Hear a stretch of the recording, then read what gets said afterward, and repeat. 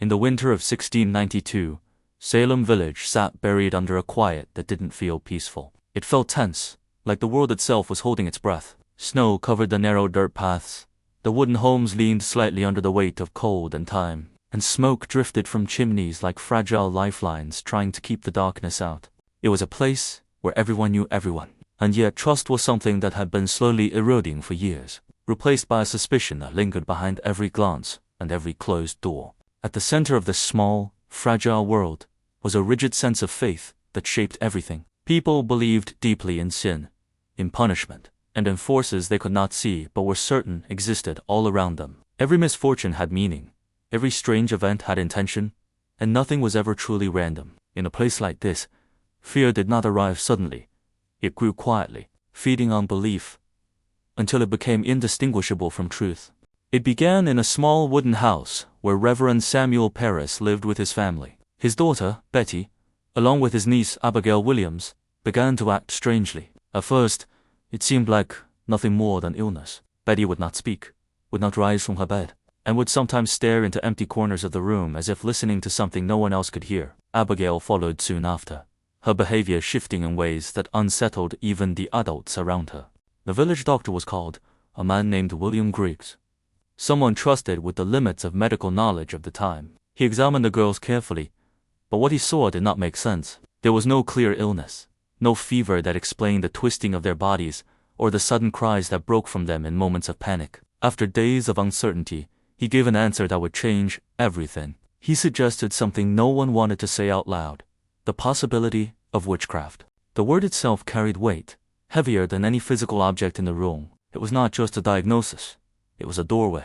Once spoken, it changed how people looked at the girls, at each other, and at the world around them. Fear, once vague and unspoken, now had direction. Inside the house, the atmosphere grew tighter each day. The girls would sometimes speak in whispers that made no sense, and other times they would scream as if reacting to something invisible pressing against them. There were moments when they pointed at empty space, their faces frozen in terror, as though something stood just beyond the reach of sight. Servants, family members, even visitors, began to feel it too, that unsettling idea that something unseen was present in the room. One evening, as the fire burned low in the hearth, Abigail sat upright suddenly, her eyes fixed on nothing. Her voice was sharp, trembling but certain. "She is here," she said. No one understood who she meant, or what she saw, but the way she said it made the air feel colder. Betty, still weak on her bed, began to cry softly, repeating words that no one could fully interpret. The adults in the room exchanged uneasy looks, the kind that carry more fear than comfort. Outside, Salem Village continued its routine, unaware that something had already shifted inside that small house. But rumors move faster than certainty, especially in places like this. By the next morning, whispers had already begun to spread. Something was wrong with the girls. Something unnatural. The Reverend Parris, caught between fear and responsibility, called for help.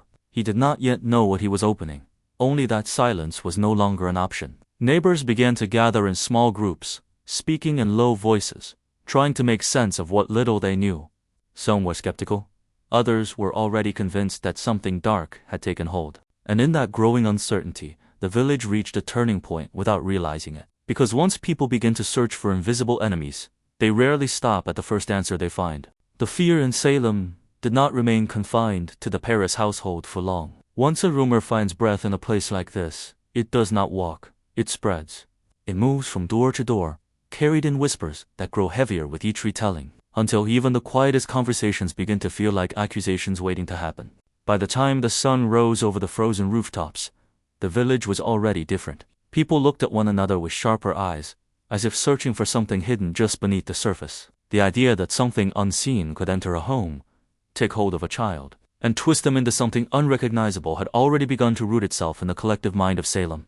Inside the Parris house, the situation did not improve. Betty Parris remained weak and unresponsive, her body trapped between sleep and something deeper, something no one could name. Abigail Williams, however, was changing in a different way. There were moments when she seemed perfectly aware, watching the adults around her with an intensity that felt almost too focused, as if she were studying their fear rather than experiencing her own. The doctor's words had already set the tone, but now the village needed confirmation, something to hold on to. Fear rarely survives without evidence, so people began to look for it everywhere. Strange dreams were discussed in hushed tones. Unusual behavior that would once have been ignored suddenly felt significant. Even small accidents began to feel intentional.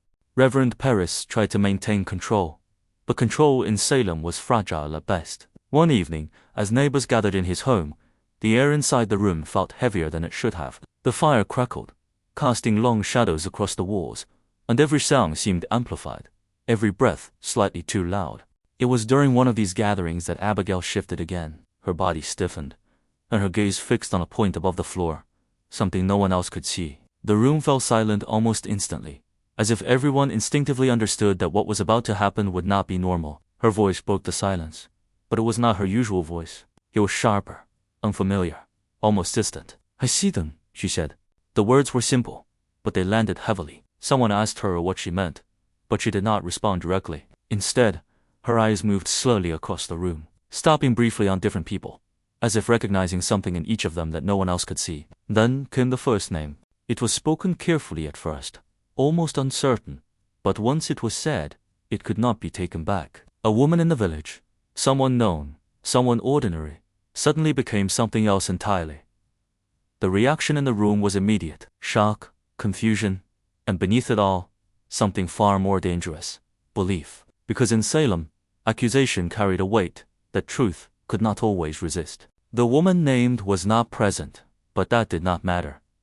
Presence was no longer required. Once a name was spoken in that context, it began to exist in a different way, not as fact, but as possibility that quickly hardened into suspicion. Outside, the village continued its slow rhythm, unaware that something irreversible had begun. But inside that room, something had shifted. Fear had found direction. And once fear has direction, it rarely stops to question where it is going. The name spoken in that room did not fade when the conversation ended. It lingered, like smoke trapped in wood, invisible but impossible to ignore. By the next morning, it had already escaped the house, carried through Salem Village in fragments, reshaped by every person who repeated it. No one could agree on exactly how it started anymore. Some said the girl spoke it in a trance. Others swore she had been forced into saying it. But in Salem, truth was never as important as momentum. Once a story began moving, it no longer needed to be fully understood, only believed enough to spread. The accused woman now existed in two places at once: in her home, unaware of what had been said, and in the minds of the villagers, already reshaped into something suspicious. People who had known her for years began to recall moments differently. A strange comment here, an odd silence there. Memory itself began to adjust to fit the accusation. Inside the Paris household, Abigail Williams became quieter, but not calmer. There was a new awareness in the way she observed the adults around her, as if she understood something about them they had not yet realized about themselves. Betty still lay weak and withdrawn, but occasionally she would stir, whispering words that made no sense on their own, yet seemed to reinforce the growing unease around her. Reverend Paris attempted to steady the situation, but control was slipping through language itself. Every explanation he offered was met with doubt. Every attempt to calm the fear only seemed to confirm that something needed calming. In Salem, reassurance could sound just as suspicious as accusation. The doctor, William Griggs, stood by his earlier suggestion, more firmly now. There was no clear illness, no natural explanation that satisfied what they were witnessing. And so the word returned again, this time not as speculation, but as something closer to conclusion. Witchcraft was no longer just a possibility.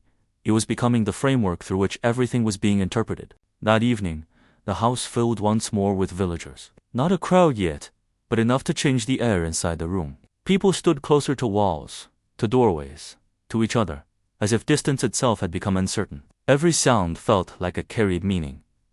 Every silence felt deliberate. Then it happened again. Abigail shifted, her posture changing so suddenly it was as if she had been replaced. Her eyes locked onto the space in front of her, unfocused but intense. The room did not interrupt this time. They were learning, already. That interruption meant losing something important. Another name came. This time there was less hesitation. It was sharper, more certain. The reaction was immediate, but different from before. Not disbelief, but recognition, as if something inside the room had already been waiting for it. Someone whispered, "Are you sure?" But the question did not carry doubt for long. It carried fear looking for permission. The atmosphere in the room changed again, subtly, but permanently. People were no longer just witnessing something strange. They were beginning to participate in it. Each name added weight to the belief that something unseen was present among them, something that could not be ignored. Outside, the wind moved through Salem Village, as it always had, brushing against wooden walls, slipping through cracks in windows. But inside, the world was narrowing, not physically, but mentally. The idea that something hidden was present began to replace all other explanations. And once a community begins to agree on an invisible enemy, it no longer needs proof to continue searching for it. By now, Salem Village was no longer simply reacting to fear. It was beginning to live inside it. What started in a single household had spread through conversation, through silence, through the uneasy way people now looked at each other in passing. The village had not changed overnight, but it had shifted into something deeper. The way a foundation shifts before a structure begins to crack. The accused names were no longer isolated events.